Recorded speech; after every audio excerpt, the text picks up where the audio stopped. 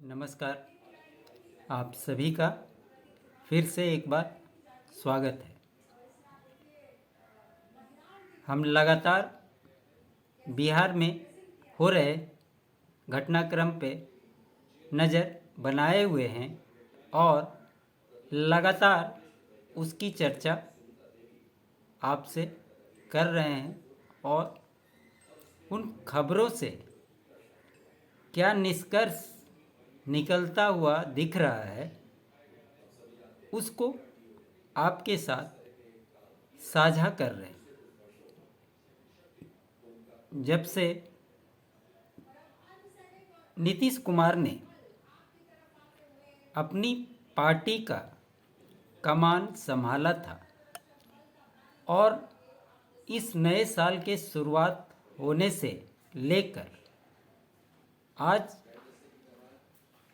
इस साल के जनवरी महीने में जिस प्रकार की घटनाक्रम बिहार को लेकर बनती रही है,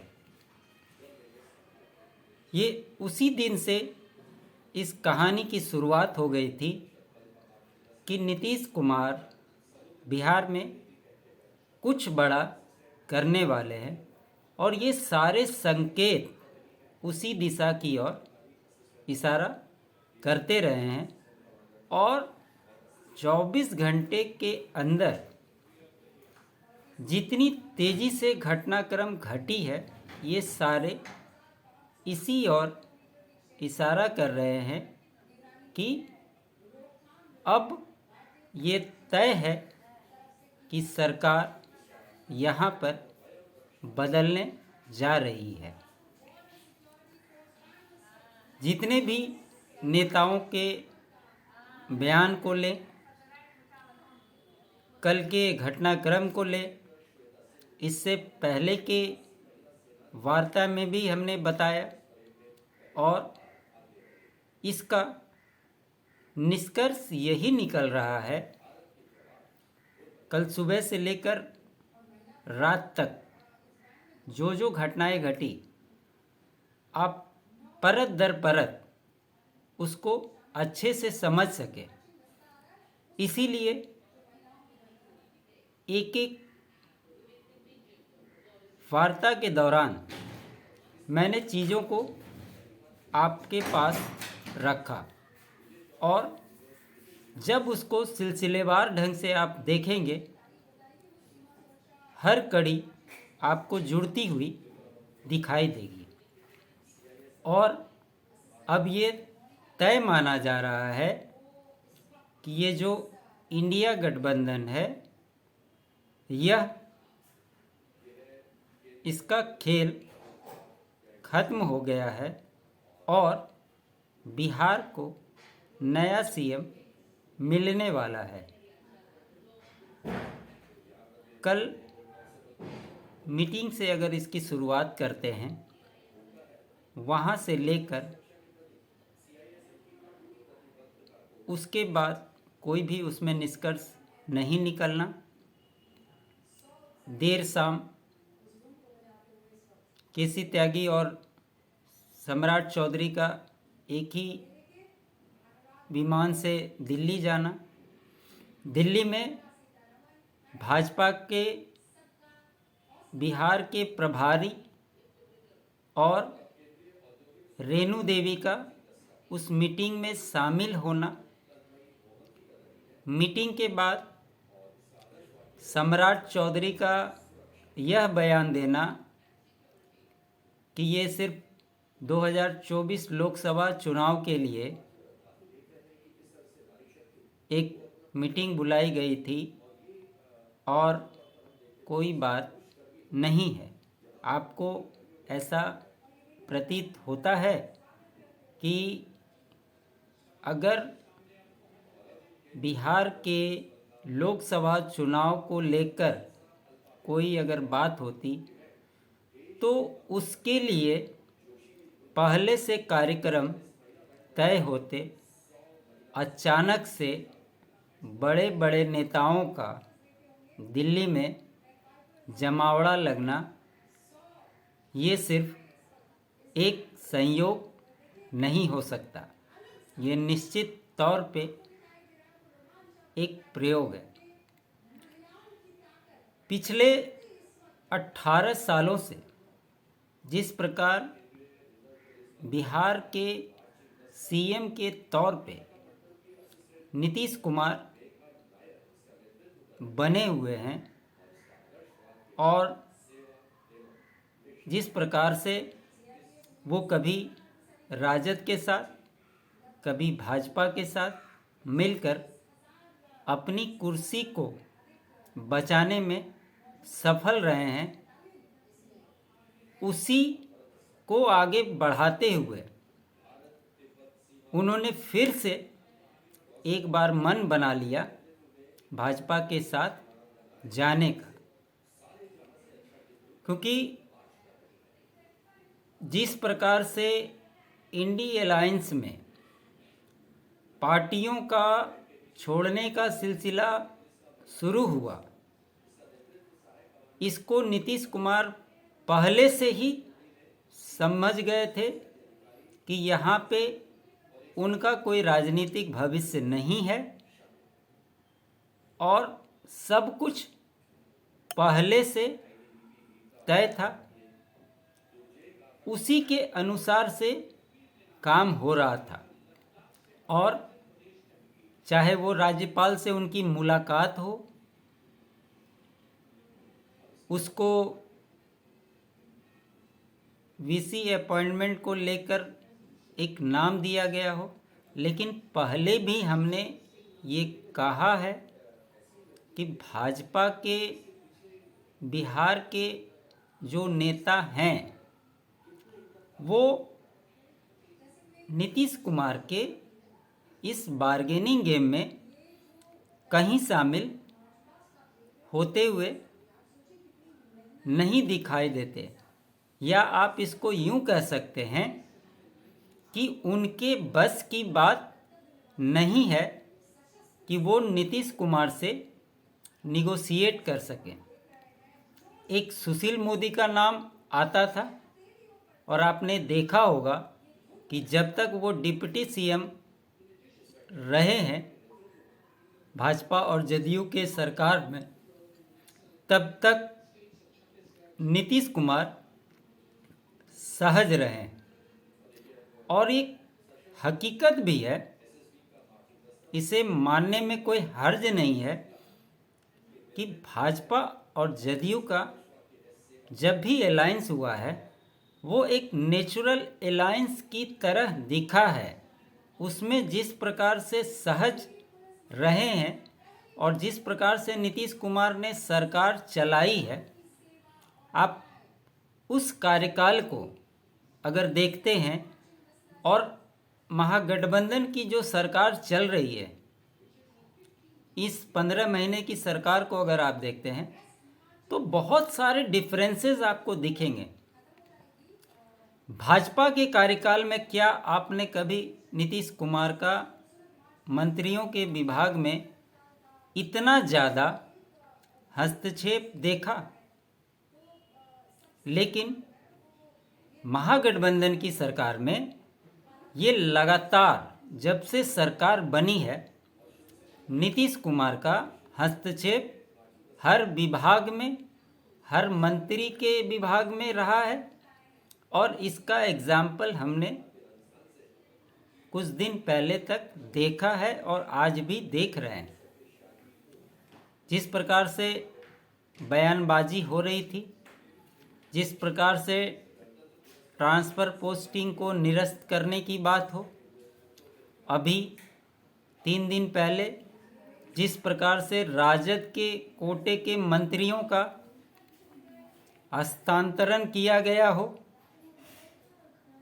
इससे पहले जो Tejashwi Yadav A to Z समीकरण की पार्टी बनाने की शुरुआत उन्होंने की थी 2020 के चुनाव में, सबको लेकर चल रहे थे, और सुधाकर सिंह का इस्तीफा लिया गया, कार्तिक मास्टर का इस्तीफा लिया गया। क्या राजद कोटे से कोई मंत्री बना, लेकिन जब जीतन राम मांझी अलग हुए तो उन्होंने रत्नेश सदा को उसके जगह पे तुरंत मंत्री बना दिया गया। आपने कांग्रेस का डिमांड हमेशा से सुना होगा मंत्रिमंडल के विस्तार की, लेकिन आज इतने दिन बीत गए लेकिन कभी भी मंत्रिमंडल का विस्तार नहीं हुआ। अब इसी से अंदाज लगाइए कि वो कितने सहज इस गठबंधन में हैं और कितने सहज भाजपा के साथ जब वो सरकार चला रहे थे तो वो थे। इन सारी क्रियाकलापों को अगर आप देखेंगे, जिस प्रकार से सारे नेताओं को हाई अलर्ट मोड में रखा गया, उन्हें पटना में उपलब्ध रहने के लिए कहा गया, वो क्या बताते हैं। उधर राजद की अपनी मीटिंग हो रही थी। नीतीश कुमार ने जिस प्रकार से अपने तमाम बड़े नेताओं को अपने घर पे बुलाया, हाई लेवल मीटिंग की, पीके शाही को बुलाकर कानूनी सलाह ली जा रही थी, विधानसभा भंग करना है या सरकार कैसे चलेगी, दिन भर इसकी चर्चा हुई। आखिर ये सारी बात आज ही क्यों हुई और ये क्या दिखाता है? ये स्पष्ट इशारा कर रहा है कि नीतीश कुमार बहुत बड़ा, बहुत जल्द कुछ न कुछ करने वाले हैं। इसमें तो कहीं कोई संशय नहीं दिखता। लेकिन जो लोग ये सोचते हैं कि नीतीश कुमार की समझ उनके उम्र के हिसाब से खत्म होती जा रही है, आज सोचिए कि बिहार की राजनीति एक ऐसी दिशा में है जिसके केंद्र बिंदु सिर्फ नीतीश कुमार हैं। जिस प्रकार से उन्होंने कल की हुई घटनाक्रमों को देखे, चाहे वो पत्रकार हों, चाहे वो राजद हो, चाहे वो उनके नेता हों, सब अस्त व्यस्त होता हुआ दिखाई दिया और इससे उनकी क्रेडिबिलिटी पे कोई सवाल उठा सकता है। बिहार के तीसरे नंबर की पार्टी होने के बावजूद जिस प्रकार से वो राजद को और भाजपा को मैनिपुलेट करते रहे हैं, ये उनकी बहुत बड़ी राजनीतिक सूझबूझ है। अब मामला तो आप भी जानते हैं कि पेंच फंसा हुआ है सीएम की कुर्सी को लेकर। अगर वो सीएम की कुर्सी छोड़ते हैं तो कुछ उन्हें बड़ा चाहिए, और वो बड़ा क्या हो सकता है? जब तक ये आश्वस्त ना हो जाएंगे तब तक वो कोई फैसला नहीं करेंगे, और इसीलिए ये टाइमलाइन जो है आगे बढ़ रही है और कहीं कोई बात नहीं है। इसीलिए एक बात स्पष्ट तौर पे दिखाई दे रहा है कि जब तक नीतीश कुमार सीएम बने हुए हैं तब तक जनता दल यूनाइटेड का अस्तित्व आपको दिखाई देगा। जिस दिन वो सीएम पद से हटेंगे उसी दिन जदयू की खात्मे की शुरुआत हो जाएगी। और ये भी एक महत्वपूर्ण बात है कि अगर नीतीश फैसला लेने में देरी करते हैं, इसका भी खामियाजा उन्हें ही भुगतना पड़ेगा, क्योंकि जो मंत्री और विधायक